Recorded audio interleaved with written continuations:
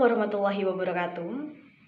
Perkenalkan, nama saya Esta Nanda Winayu dengan NIM 12140324790 dari Program Studi Ilmu Komunikasi kelas 6 Public Relation B.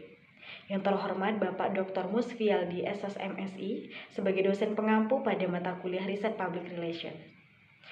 Pada kesempatan kali ini, saya akan mempresentasikan proposal saya dengan judul Aspek Corporate, Government, and Society dalam Praktik CSR PT PLN Nusantara Power UP Tenayan melalui Program Pengembangan Desa Wisata Taman Bunga Okura Pekanbaru.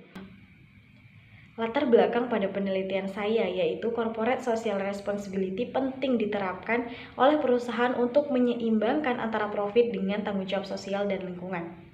Banyak perusahaan yang masih mengutamakan keuntungan tanpa memperhatikan lingkungan sekitar. CSR bertujuan untuk meningkatkan kualitas hidup masyarakat dengan mengutamakan hubungan baik antara perusahaan, pemerintah, dan masyarakat. Penerapan CSR yang tidak melibatkan ketiga aspek tersebut seringkali mengakibatkan kegagalan pada pengimplementasian CSR. Salah satu contoh kasus yang telah terjadi di Indonesia yaitu terjadi pada PT Freeport Indonesia dikarenakan tidak adanya relasi yang terbangun, relasi yang baik antara perusahaan dengan masyarakat lokal sehingga terjadi konflik antara perusahaan dan masyarakat lokal yang kemudian mengakibatkan kegiatan operasional perusahaan menjadi terganggu. Salah satu perusahaan yang masih terus mengimplementasikan CSR hingga saat ini adalah PT PLN Nusantara Power yang telah melaksanakan berbagai program CSR termasuk pengembangan Desa Wisata Taman Bunga Okura Pekanbaru sebagai upaya mengintegrasikan tanggung jawab sosial, ekonomi, dan lingkungan. Adapun rumusan masalah pada penelitian ini yaitu bagaimana aspek corporate, government, and society dalam praktik CSR PT PLN Nusantara Power UP Tenayan melalui program pengembangan Desa Wisata Taman Bunga Okura Pekanbaru, serta tujuan pada penelitian ini adalah untuk mengetahui aspek corporate, government, and society dalam praktik CSR PT PLN Nusantara Power UP Tenayan melalui program pengembangan Desa Wisata Taman Bunga Okura Pekanbaru. Selanjutnya kita masuk ke bab 2 yaitu kajian teori. Yang pertama kajian terdahulu. Pada penelitian ini terdapat 10 kajian terdahulu yang menjadi rujukan saya dalam penulisan proposal ini. Terdapat persamaan antara penelitian terdahulu dengan penelitian yang saya lakukan, yaitu di mana keduanya sama-sama menggunakan metode kualitatif. Namun, terdapat perbedaan dalam hal fokus kajian, di mana penelitian sebelumnya lebih menitik beratkan pada salah satu program CSR yang dilakukan dengan fokus pada hubungan antara perusahaan dan pemerintah atau antara perusahaan dengan masyarakat saja. Sebaliknya, pada penelitian saya berfokus pada aspek perusahaan, pemerintah, dan masyarakat dalam pengimplementasian program CSR perusahaan. Selain itu, penelitian ini berbeda dari yang sebelumnya karena akan menyoroti dan menjelaskan peran penting dari masing-masing aktor tersebut dalam berkolaborasi untuk mencapai tujuan melalui pelaksanaan program CSR. Kemudian untuk landasan konseptual, penelitian ini menggunakan landasan konseptual berdasarkan konsep BGS yaitu Business, Government, and Society, kemudian konsep Triple Bottom Line, dan konsep CSR. Selanjutnya pada bab 3 yaitu metodologi penelitian. Yang pertama desain penelitian, di mana penelitian ini menggunakan metode kualitatif dengan sifat deskriptif. Kemudian untuk lokasi dan waktu, penelitian ini akan dilaksanakan pada 3 lokasi. Yang pertama PT PLN Nusantara Power UP Tenayan, kemudian Dinas Kebudayaan dan Pariwisata Kota Pekanbaru, dan yang ketiga Desa Wisata Taman Bunga Okura.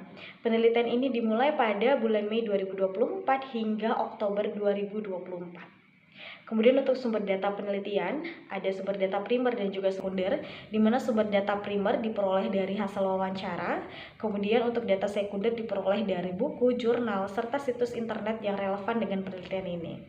Kemudian untuk teknik pengumpulan data, terdapat 3 teknik pengumpulan data pada penelitian ini. Yang pertama yaitu wawancara.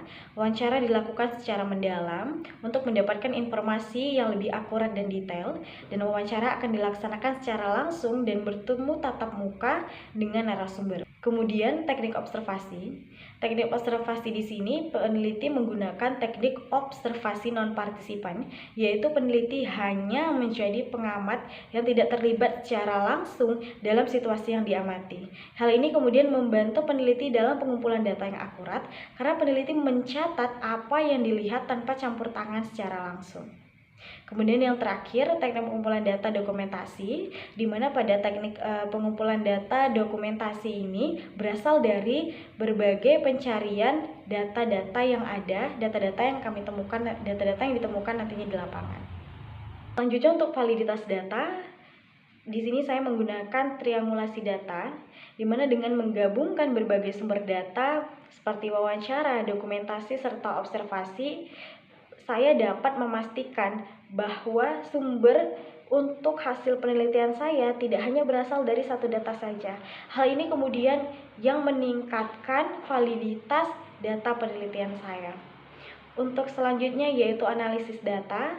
Untuk analisis data ini saya menggunakan model teknik analisis interaktif dari Michel Huberman, di mana ada 4 tahap dalam proses analisis data.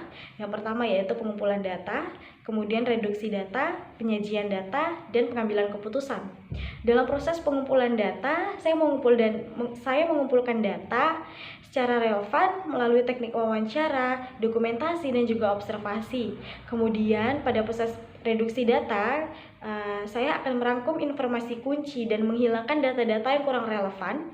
Kemudian pada proses penyajian data yang tadi sudah direduksi kemudian akan disajikan dalam bentuk yang mudah dipahami seperti narasi, dan kemudian tahap terakhir adalah penarikan kesimpulan, di mana dari data yang telah dikumpulkan dan dianalisis, saya menarik kesimpulan awal berdasarkan data yang telah diolah, kemudian mengidentifikasi tema-tema utama dan pola-pola yang muncul. Sekian presentasi dari saya, lebih dan kurangnya saya mohon maaf. Wabillahi taufiq wal hidayah. Wassalamualaikum warahmatullahi wabarakatuh.